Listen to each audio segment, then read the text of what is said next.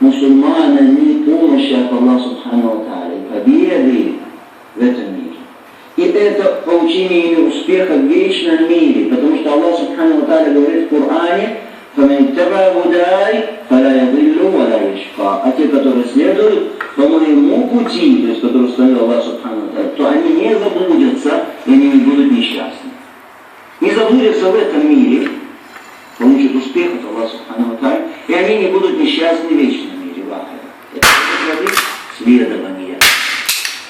Другой плод следования удовольствия Аллах Субхану ва Тааля. Аллах Субхану ва Тааля, Он доволен теми, которые следуют по пути, которые Он установил. Удовольствие Аллаха Субхану ва Тааля — это есть высшая цель, выше которой уже нет другой цели. Потому что Аллах Субхану ва Тааля говорит: «Валлазина таба'ухум биихсан».